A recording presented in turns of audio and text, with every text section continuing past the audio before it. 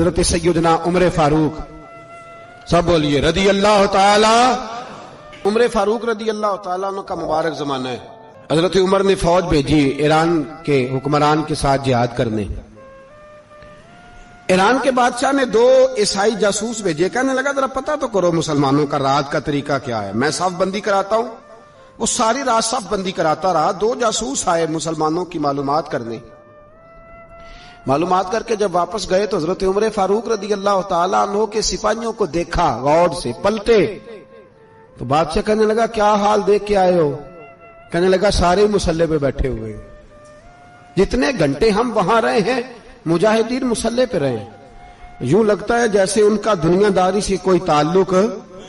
اور کہنے لگے بادشاہ کوئی ایسی طاقت ہے جس کو وہ بلا رہے تھے، کوئی ایسی قوت ہے جس کو وہ پکار رہے تھے، ہمیں بھی وہاں کھڑے ہو کے محسوس ہوتا تھا کہ ہاں کوئی ہے جو آ جائے گا ان کی مدد کے لیے، کوئی ہے جو پہنچے گا ان کی مدد کرے گا۔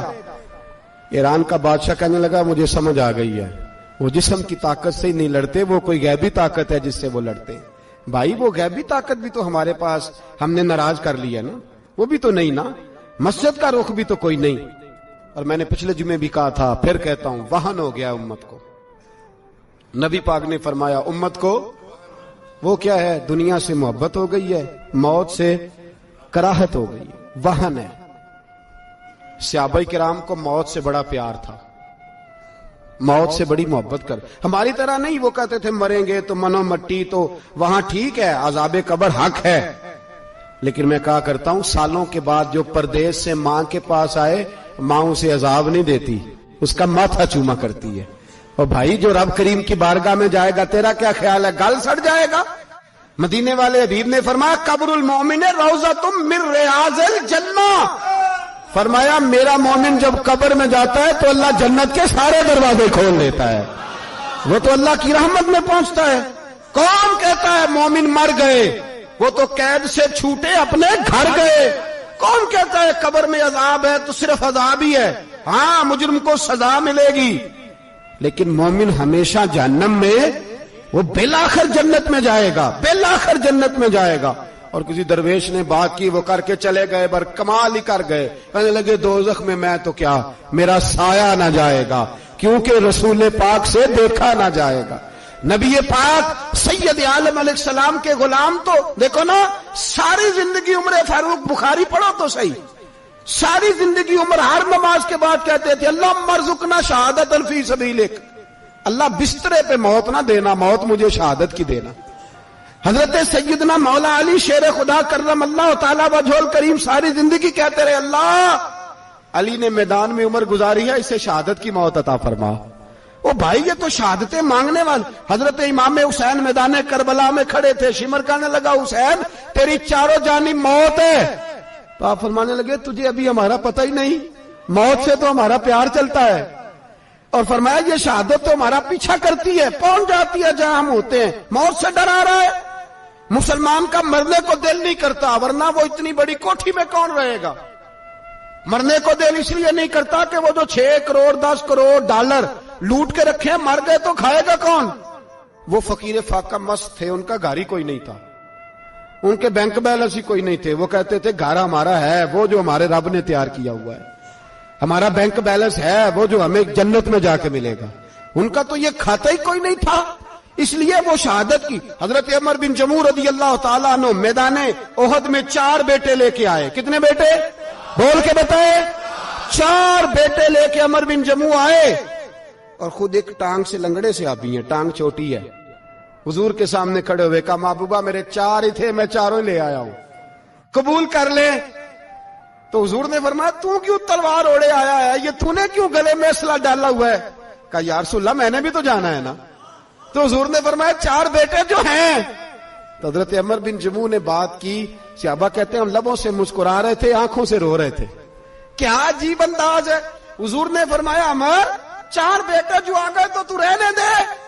تو حضرت عمر رو پڑے، کہنے لگے محبوبہ کیا لنگڑے جنت میں نہیں جائیں گے؟ کیا حضور میں لنگڑا ہوں تو میرے لیے جنت کوئی نہیں؟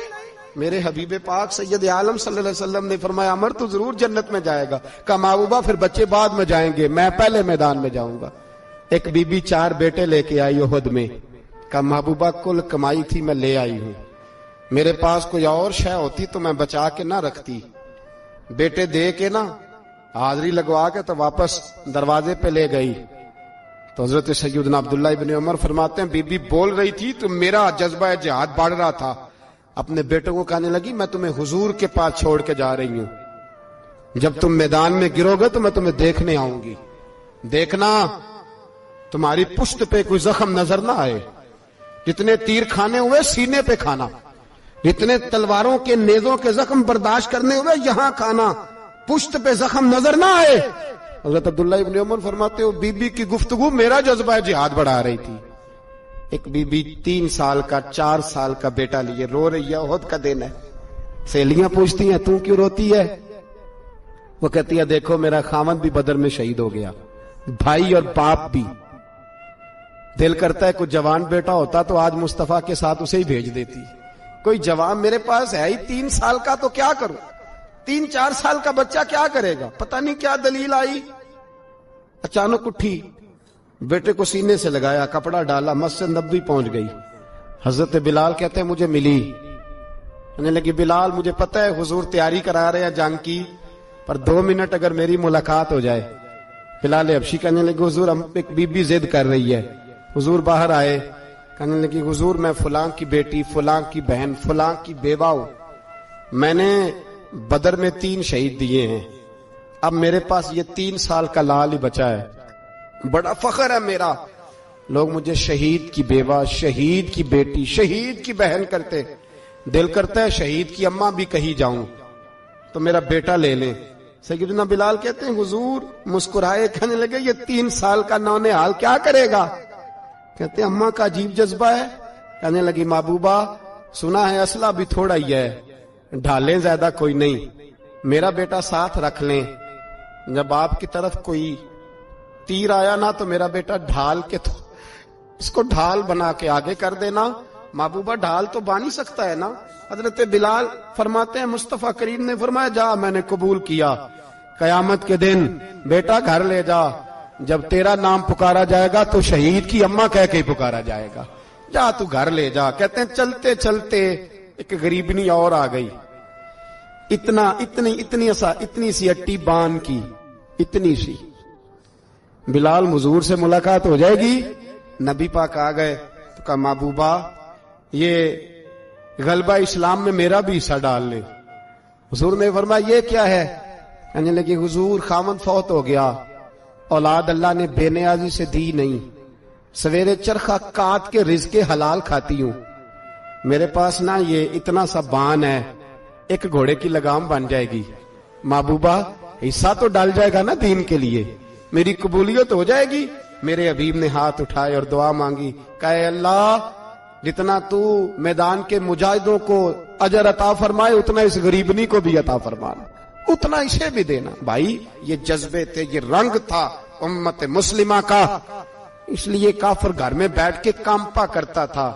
अब उसे पता है ये एसी वाली कार से नहीं निकल सकते, उसे पता है कि हमने इन्हें बोतल पे लगा दिया है, अब ये पेप्सी मरिंडा और ये पी के खाने के साथ तो ये मस्त रहते हैं, अब ये नहीं निकल सकते घर से, हमने इन्हें उन चीजों पे लगाया है जो इनके वजूद को खोखला कर रही, अब कैसे मैदान में निकलेंगे?